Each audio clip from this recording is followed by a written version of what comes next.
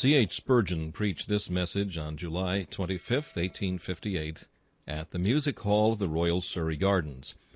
It is entitled, Everybody's Sermon. The text is found in Hosea chapter 12 and verse 10. I have multiplied visions and used similitudes. When the Lord would win his people Israel from their iniquities, he did not leave a stone unturned, but gave them precept upon precept, line upon line, here a little, and there a little. He taught them sometimes with a rod in his hand, when he smote them with sore famine and pestilence and invasion. At other times he sought to win them with bounties, for he multiplied their corn and their wine and their oil, and he laid no famine upon them. But all the teachings of his providence were unavailing, and whilst his hand was stretched out, still they continued to rebel against the Most High. He hewed them by the prophets. He sent first one and then another. The golden-mouthed Isaiah was followed by the plaintive Jeremiah, while at his heels in quick succession there followed many far-seeing, thunder-speaking seers. But though prophet followed prophet in quick succession, each of them uttering the burning words of the Most High, yet they would have none of his rebukes, but they hardened their hearts, and went on still in their iniquities. Among the rest of God's agencies for striking their attention and their conscience was the use of similitudes. The prophets were accustomed not only to preach, but to be themselves as signs and wonders to the people. For instance, Isaiah named his child Maher-shalal-Hashbaz, that they might know that the judgment of the Lord was hastening upon them. And this child was ordained to be a sign, for before the child shall have the knowledge to cry, My father and my mother, the riches of Damascus and the spoil of Samaria shall be taken away before the king of Assyria. On another occasion the Lord said unto Isaiah, Go and loose the sackcloth from off thy loins, and put off thy shoe from thy foot. And he did so, walking naked and barefoot. And the Lord said, Like as my servant Isaiah hath walked naked and barefoot 3 years for a sign and a wonder upon Egypt and upon Ethiopia, so shall the king of Assyria lead away the Egyptians prisoners and the Ethiopians captives, young and old, naked and barefoot, to the shame of Egypt. Hosea the prophet himself had to teach the people by a similitude. You will notice in the first chapter a most extraordinary similitude. The Lord said to him, Go, take unto thee a wife of whoredoms, for the land hath committed great whoredom, departing from the Lord. And he did so, and the children begotten by this marriage were made as signs and wonders to the people. As for his first son, he was to be called Jezreel, for yet a little while, and I will avenge the blood of Jezreel upon the house of Jehu. As for his daughter, she was to be called Lo-ruhamah, for I will no more have mercy upon the house of Israel, but I will utterly take them away.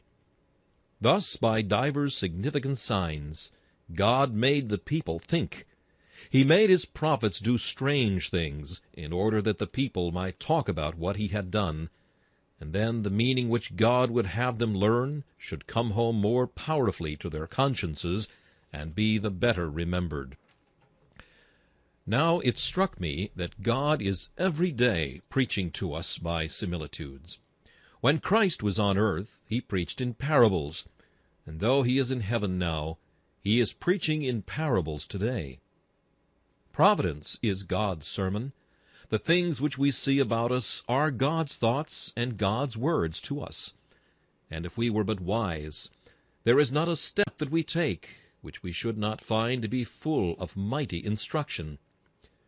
O ye sons of men, God warns you every day by his own word. He speaks to you by the lips of his servants, his ministers. But besides this, by similitudes he addresses you at every time. He leaves no stone unturned to bring his wandering children to himself, to make the lost sheep of the house of Israel return to the fold. In addressing myself to you this morning, I shall endeavor to show how every day and every season of the year, in every place and in every calling which you are made to exercise, God is speaking to you by similitudes. Every day God speaks to you by similitudes. Let us begin with the early morning. This morning you awakened, and you found yourselves unclothed, and you began to array yourselves in your garments. Did not God, if you would but have heard him, speak to you by similitude? Did he not as much as say to thee, Sinner, what will it be when thy vain dreams shall have ended? If thou shouldst wake up in eternity to find thyself naked, wherewithal shalt thou array thyself? If in this life thou dost cast away the wedding garment, the spotless righteousness of Jesus Christ, what wilt thou do when the trump of the archangel shall awaken thee from thy clay-cold couch in the grave, when the heavens shall be blazing with lightnings, and the solid pillars of the earth shall quake with the terror of God's thunder? How wilt thou be able to dress thyself then? Canst thou confront thy Maker without a covering for thy nakedness? Adam dared not. And canst thou attempt it? Will he not affright thee with his terrors? Will he not cast thee to the tormentors, that thou mayest be burned up with unquenchable fire, because thou didst forget the clothing of thy soul while thou wast in the place of probation? Well, you have put on your dress, and you have come down to your families, and your children gather round your table for the morning meal. If you have been wise, God has been preaching to you by a similitude then. He seemed to say to thee, Sinner, to whom should a child go but to his father? And where should be his resort when he is hungry but to his father's table? And as you feed your children, if you had an ear to hear, the Lord was speaking to you and saying, How willingly would I feed you!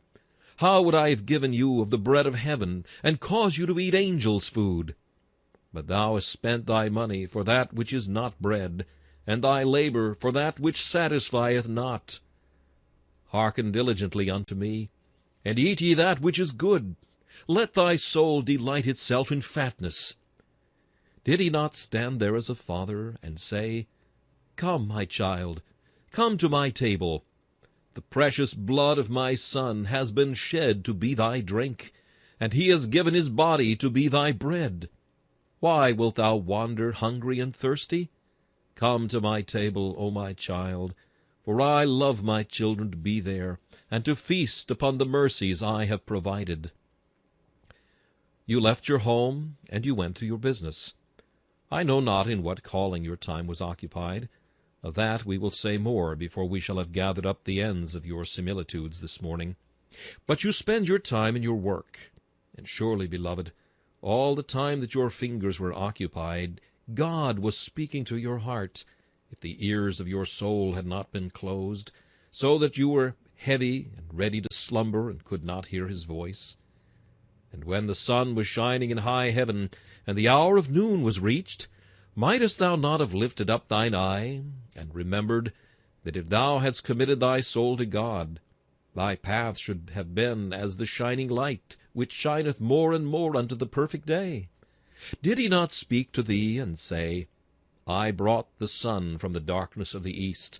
I have guided him, and helped him to ascend the slippery steeps of heaven. And now he standeth in his zenith, like a giant that hath run his race, and hath attained his goal. And even so will I do with thee. Commit thy ways unto me, and I will make thee full of light, and thy path shall be as brightness, and thy life shall be as the noonday. Thy sun shall not go down by day, but the days of thy mourning shall be ended. For the Lord thy God shall be thy light and thy salvation. And the sun began to set, and the shadows of evening were drawing on. And did not the Lord then remind thee of thy death? Suns have their setting, and men have their graves. When the shadows of the evening were stretched out, and when the darkness began to gather, did he not say unto thee, O man, take heed of thine eventide, for the light of the sun shall not endure forever? There are 12 hours wherein a man shall work, but when they are past, there is no work nor device in the night of that grave whither we are all hastening. Work while ye have the light. for the night cometh wherein no man can work. Therefore whatsoever thine hand findeth to do, do it with all thy might. Look, I say, to the sun at his setting, and observe the rainbow hues of glory with which he paints the sky, and mark how he appears to increase his orb as he nears the horizon. O man, kneel down and learn this prayer. Lord, let my dying be like the setting of the sun. Help me, if clouds and darkness are round about me, to light them up with splendor. Surround me, O my God, with a greater brightness at my death than I have shown in all my former life. If my deathbed shall be the miserable pallet, and I expire in some lone cot, yet nevertheless grant, O Lord, that my poverty may be gilded with the light that thou shalt give me, that I may exhibit the grandeur of a Christian's departure at my dying hour. God speaketh to thee, O man, by similitude, from the rising to the setting of the sun. And now thou hast lit thy candle, and thou sittest down. Thy children are about thee, and the Lord sends thee a little preacher to preach thee a sermon, if thou wilt hear. It is a little gnat, and it flieth round and round about thy candle, and delighteth itself in the light thereof, till, dazzled and intoxicated, it begins to singe its wings and burn itself. Thou seekest to put it away, but it dashes into the flame, and having burned itself, it can scarcely fan itself through the air again. But as soon as it has recruited its strength again, mad-like it dashes to its death and destruction.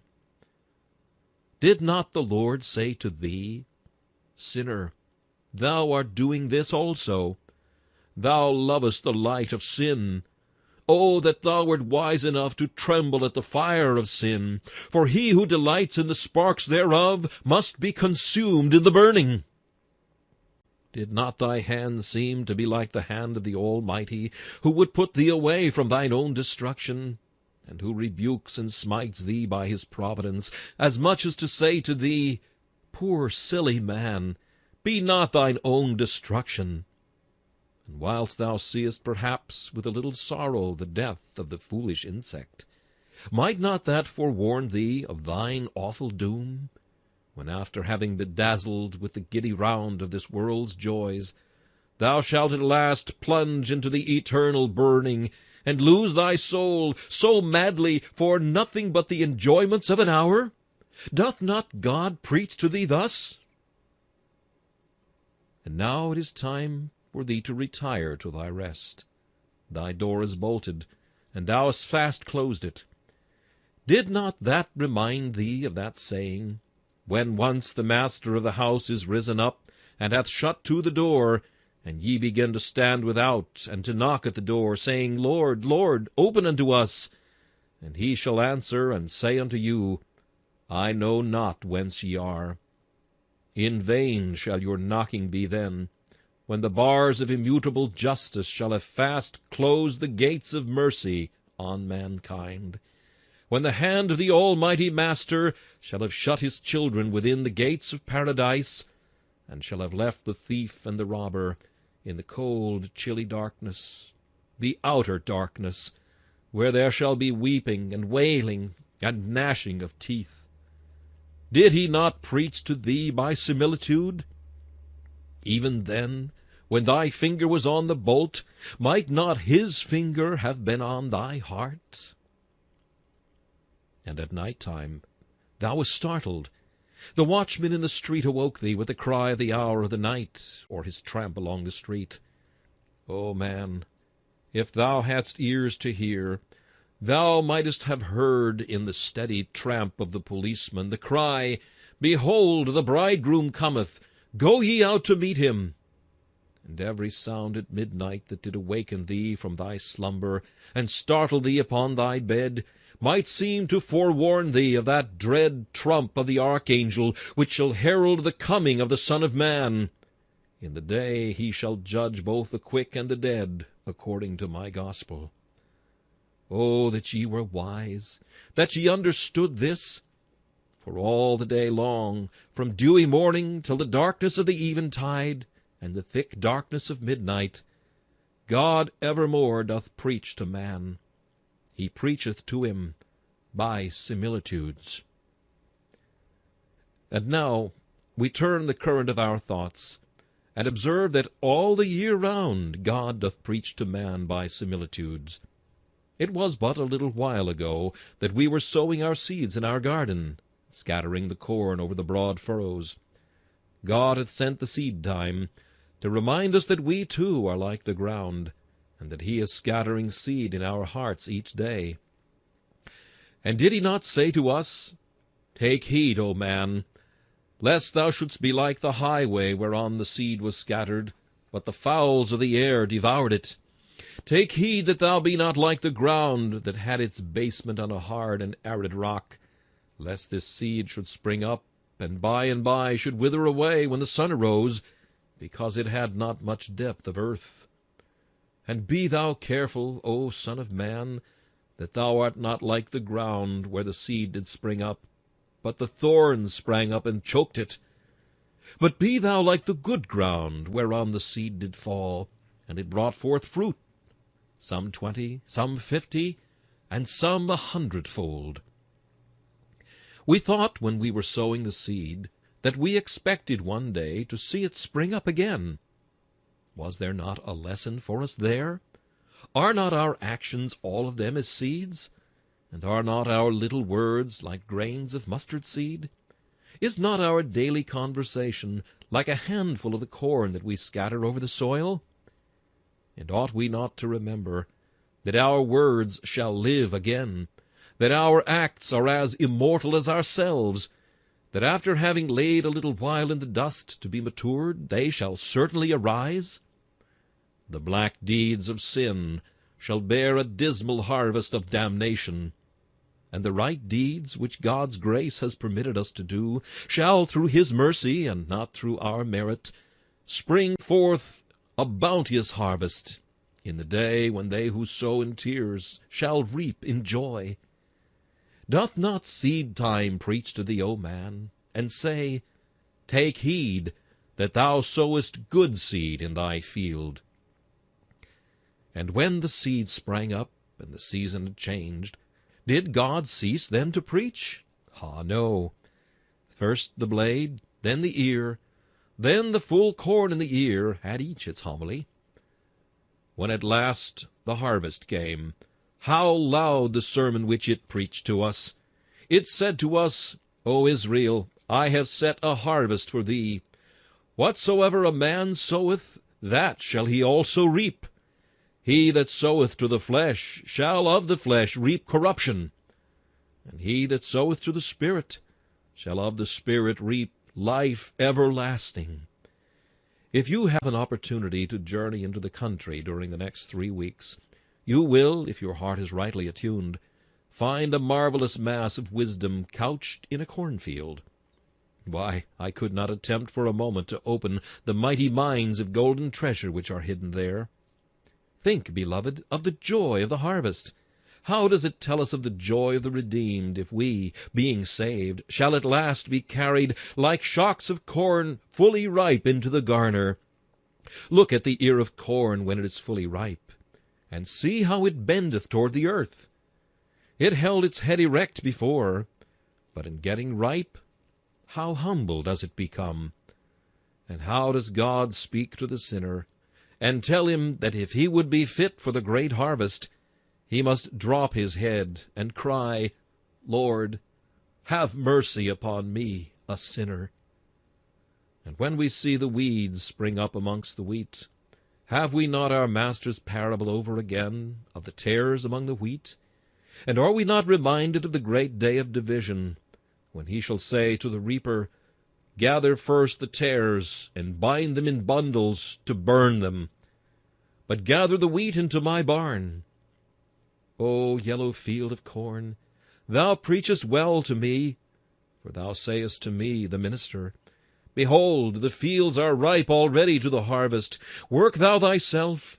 Pray thou the Lord of harvest to send forth more laborers into the harvest. And it preaches well to thee, thou man of years.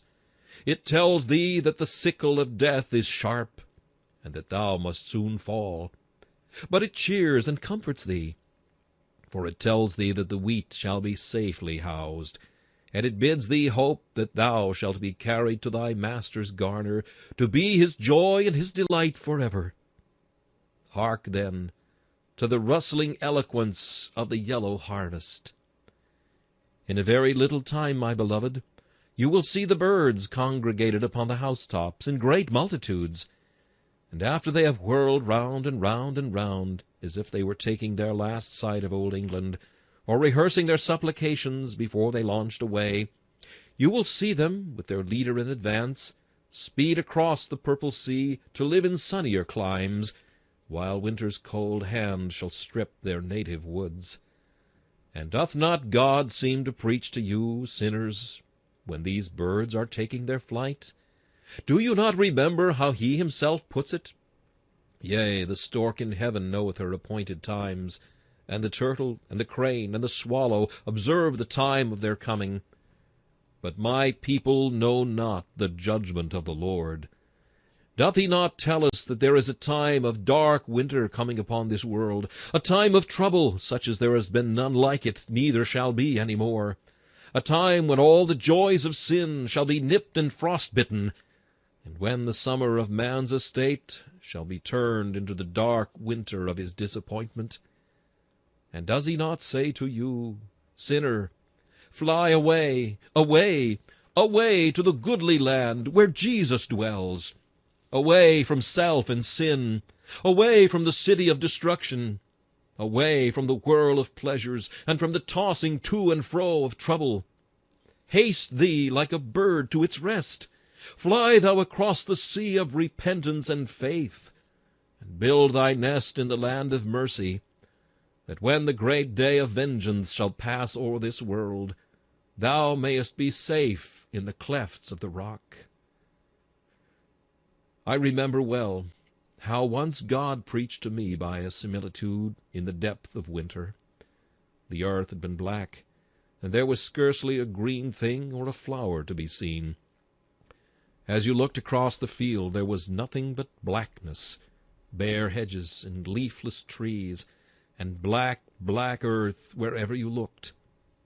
On a sudden God spake, and unlocked the treasures of the snow, and white flakes descended until there was no blackness to be seen, and all was one sheet of dazzling whiteness. It was at that time that I was seeking the Savior, and it was then I found him. And I remember well that sermon which I saw before me. Come now, and let us reason together. Though your sins be as scarlet, they shall be as snow. Though they be red like crimson, they shall be whiter than wool. Sinner, thy heart is like that black ground. Thy soul is like that black tree and hedgerow, without leaf or blossom. God's grace is like the white snow.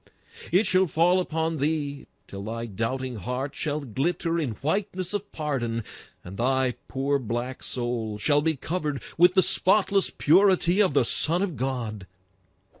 He seems to say to you, sinner, you are black, but I am ready to forgive you. I will wrap thy heart in the ermine of my Son's righteousness, and with my Son's own garments on, thou shalt be holy as the Holy One. And the wind of today, as it comes howling through the trees, many of which have been swept down, reminds us of the Spirit of the Lord, which bloweth where it listeth, and when it pleaseth.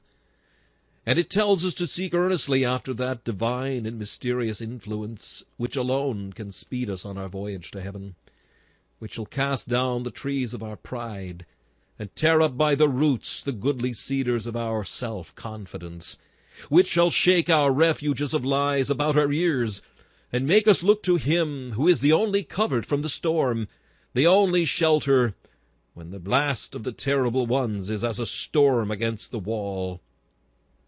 Aye, and when the heat is coming down, and we hide ourselves beneath the shadow of the tree, an angel standeth there, and whispereth, Look upwards, sinner, as thou hidest thyself from the burning rays of Saul beneath the tree. So there is one who is like the apple tree among the trees of the wood, and he bids thee come and take shadow beneath his branches, for he will screen thee from the eternal vengeance of God, and give thee shelter when the fierce heat of God's anger shall beat upon the heads of wicked men. And now again, every place to which you journey, every animal that you see, every spot you visit, has a sermon for you. Go into your farmyard, and your ox and your ass shall preach to you. The ox knoweth his owner, and the ass his master's crib. But Israel doth not know, my people doth not consider. The very dog at your heels may rebuke you. He follows his master. A stranger will he not follow, for he knows not the voice of a stranger. But ye forsake your God, and turn aside unto your crooked ways. Look at the chicken by the side of yonder pond, and let it rebuke your ingratitude. It drinks, and every sip it takes, it lifts its head to heaven, and thanks the giver of the rain for the drink afforded to it. While thou eatest and drinkest, and there is no blessing pronounced at thy meals, and no thanksgiving bestowed upon thy Father for his bounty. The very horse is checked by the bridle, and the whip is for the ass. But thy God hath bridled thee by his commandments, and he hath chastened by his providence. Yet art thou more obstinate than the ass or the mule. Still thou wilt not run in his commandments, but thou turnest aside, wilfully and wickedly following out the perversity of thine own heart. Is it not so? Are not these things true of you? If you are still without God and without Christ, must not these things strike your conscience? Would not any one of them lead you to tremble before the Most High, and beg of him that he would give you a new heart and a right spirit, and that no longer you might be as the beasts of the field, but might be a man full of the divine Spirit, living in obedience to your Creator? And in journeying you have noticed how often the road is rough with stones, and you have murmured because of the way over which you have to tread. And you have not thought that those stones were helping to make the road better, and that the worst piece of road, when mended with hard stones, would in time become smooth and fit to travel on? And did you think how often God has mended you? How many stones of affliction he has cast upon you? How many wagon loads of warnings you have had spread out upon you? And you have been none the better, but have only grown worse. And when he comes to look on you to see whether your life has become smooth, whether the highway of your moral conduct has become more like the King's highway of righteousness, how might he say, Alas, I have repaired this road, but it is none the better. Let it alone until it becomes a very bog and quagmire, until he who keeps it thus shall have perished in it himself. And thou hast gone by the seaside, and has not the sea talked to thee?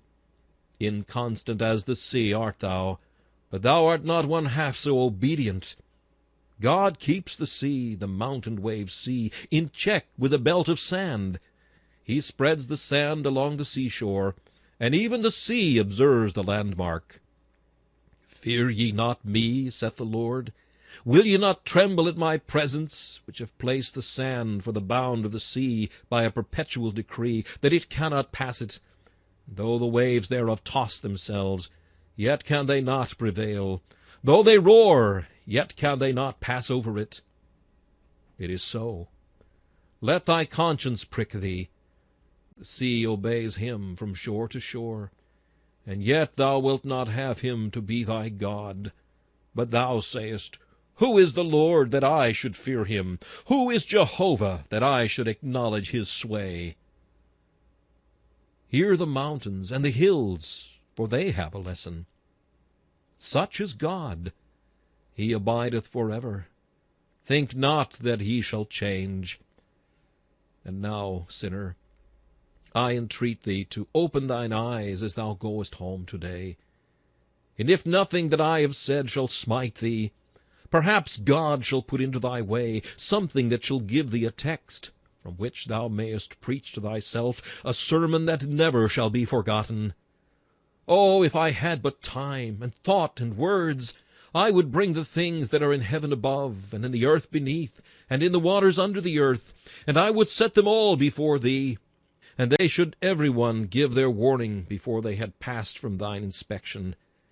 And I know that their voice would be, Consider the Lord thy Creator, and fear and serve him, for he hath made thee, and thou hast not made thyself. We obey him, and we find it is our beauty to be obedient, and our glory ever to move according to his will. And thou shalt find it to be the same. Obey him while thou mayest, lest haply, when this life is over, all these things shall rise up against thee, and the stone in the street shall clamor for thy condemnation, and the beam out of the wall shall bear witness against thee, and the beasts of the field shall be thine accusers, and the valley and hill shall begin to curse thee. O man, the earth is made for thy warning. God would have thee to be saved. He hath set handposts everywhere in nature and in providence, pointing thee the way to the city of refuge. And if thou art but wise, thou needest not miss thy way. It is but thy wilful ignorance and thy neglect that shall cause thee to run on in the way of error.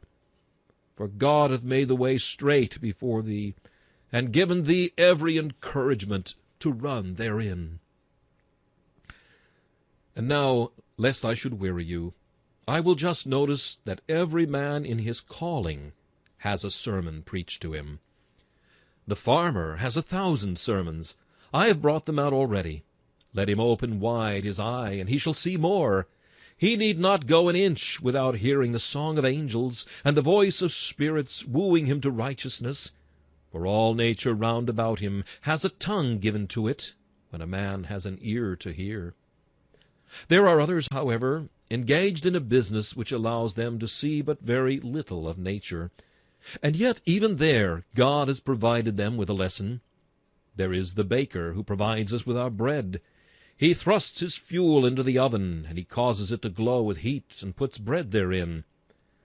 Well may he, if he be an ungodly man, tremble as he stands at the oven's mouth, for there is a text which he may well comprehend as he stands there. For the day cometh that shall burn as an oven, and all the proud and they that do wickedly shall be as stubble. They shall be consumed. Men ingather them in bundles, and cast them into the fire, and they are burned. Out of the oven's mouth comes a hot and burning warning, and the man's heart might melt like wax within him, if he would but regard it. Then see the butcher. How doth the beast speak to him? He sees the lamb almost lick his knife, and the bullock goes unconsciously to the slaughter. How might he think every time that he smites the unconscious animal who knows nothing of death, of his own doom? Are we not, all of us who are without Christ, fattening for the slaughter? Are we not more foolish than the bullock? For doth not the wicked man follow his executioner, and walk after his own destroyer into the very chambers of hell? When we see a drunkard pursuing his drunkenness, or an unchaste man running in the way of licentiousness, is he not as an ox going to the slaughter, until a dart smite him through the liver? Hath not God sharpened his knife, and made ready his axe, that the fatlings of this earth may be killed, when he shall say to the fowls of the air and the beasts of the field, Behold, I have made a feast of vengeance for you, and ye shall feast upon the blood of the slain, and make yourselves drunken with the streams thereof. Ay, butcher, there is a lecture for you in your trade, and your business may reproach you. And ye whose craft is to sit still all day, making shoes for our feet, the lapstone in your lap may reproach you, for your heart perhaps is as hard as that. Have you not been smitten as often as your lapstone, and yet your heart has never been broken or melted? And what shall the Lord say to you at last, when your stony heart being still within you, he shall condemn you, and cast you away, because you would have none of his rebukes, and would not turn at the voice of his exhortation. Let the brewer remember that as he brews, he must drink. Let the potter tremble, lest he be like a vessel marred upon the wheel. Let the printer take heed that his life be set in heavenly type, and not in the black letter of sin. Painter, beware, for paint will not suffice. We must have unvarnished realities.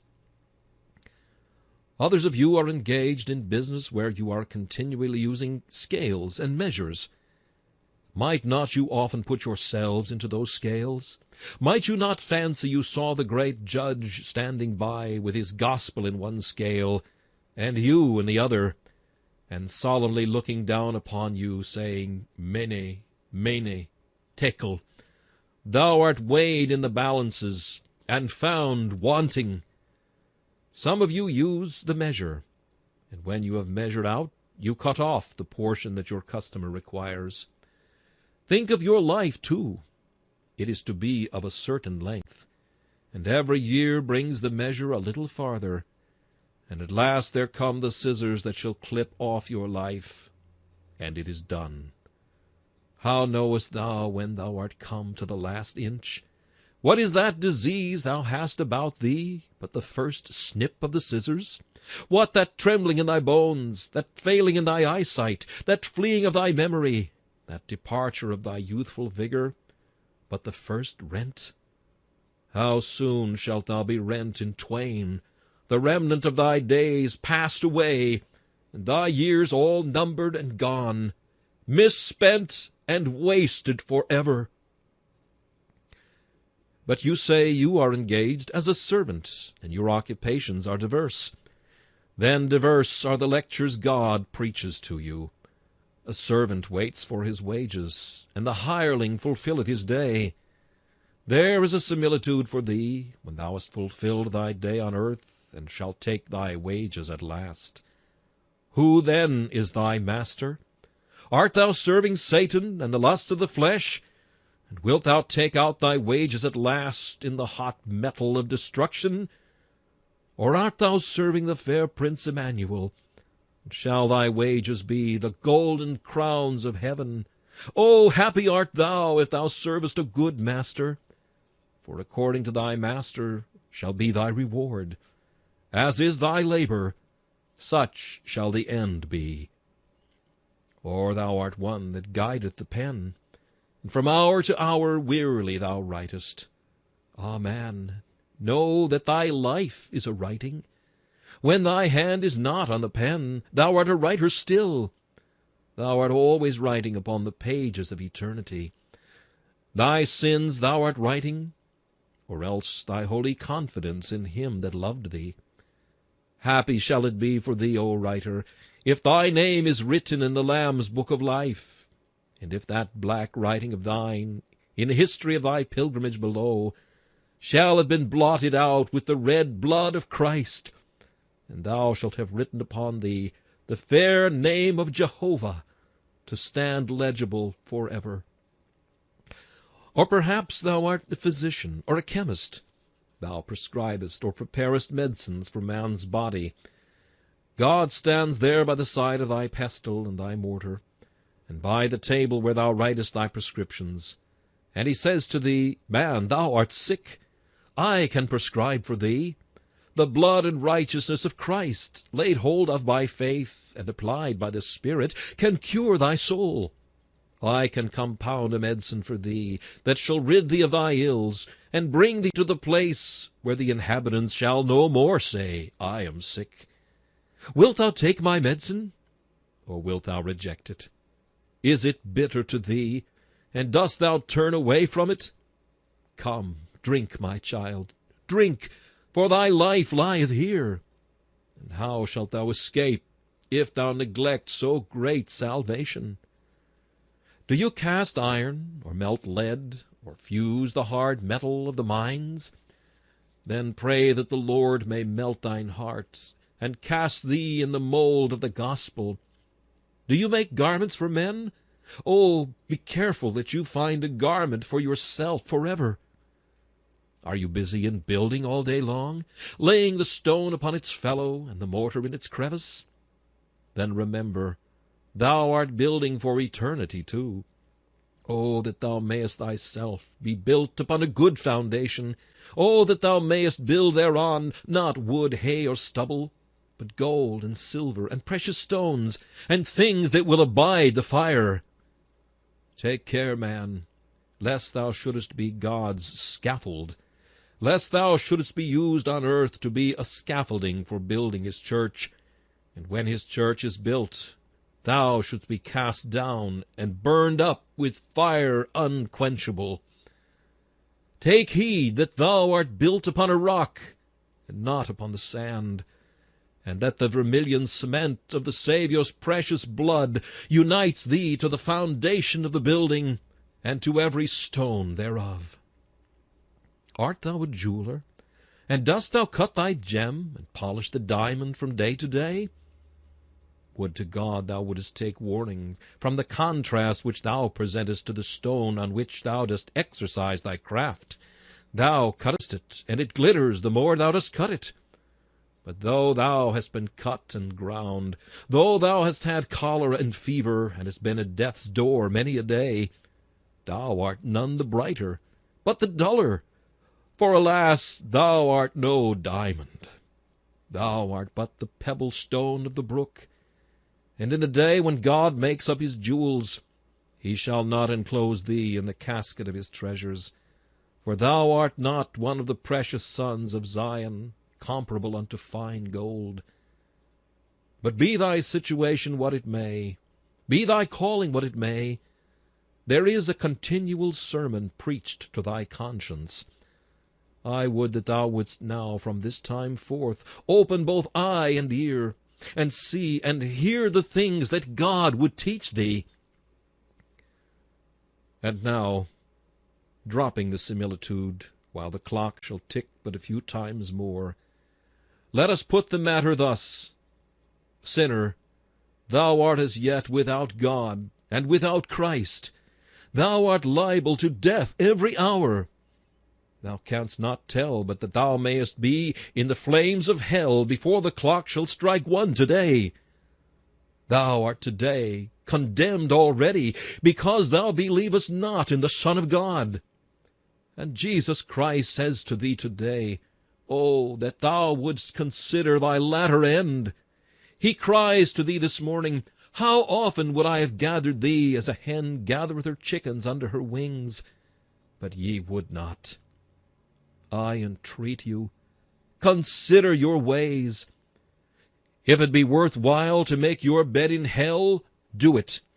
If the pleasures of this world are worth being damned to all eternity for enjoying them, if heaven be a cheat and hell a delusion, go on in your sins. But if there be hell for sinners, and heaven for repenting ones, and if thou must dwell a whole eternity in one place or the other, without similitude, I put a plain question to thee. Art thou wise in living as thou dost, without thought, careless and godless?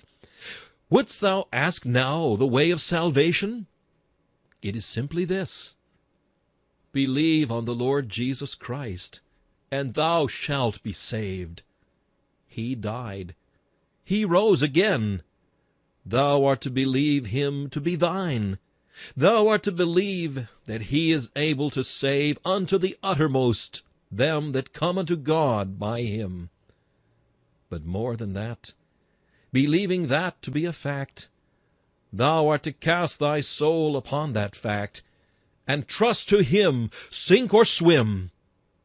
Spirit of God, help us each to do this, and by similitude, or by providence, or by thy prophets, bring us each to thyself, and save us eternally, and unto thee shall be the glory. This message, Everybody's Sermon, was preached by Charles Haddon Spurgeon on July 25th, 1858. This is Charles Kelsch inviting you to join me again for another message from the Prince of Preachers.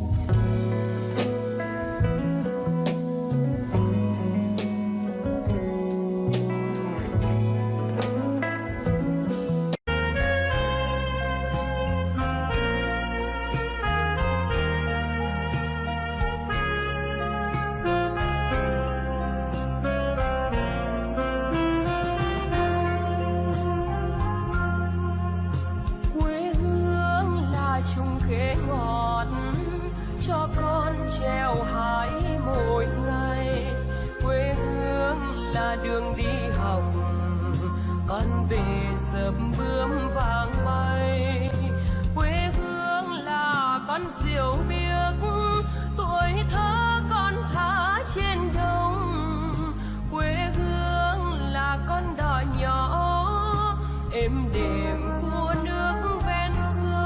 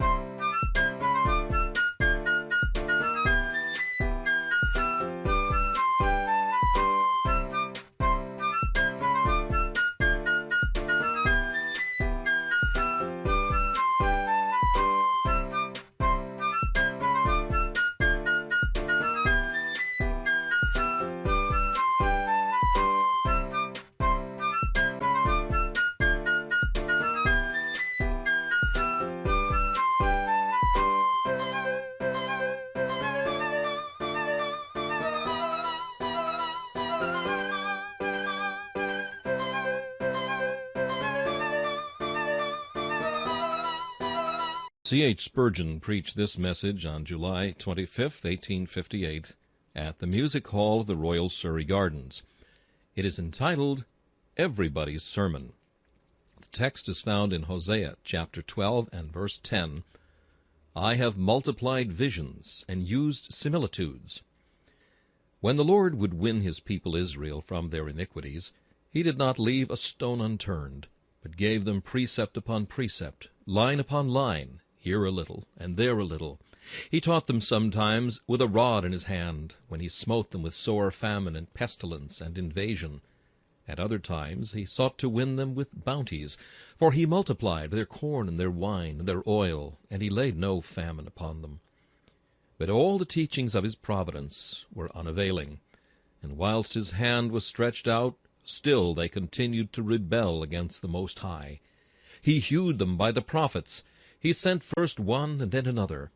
The golden-mouthed Isaiah was followed by the plaintive Jeremiah, while at his heels in quick succession there followed many far-seeing, thunder-speaking seers,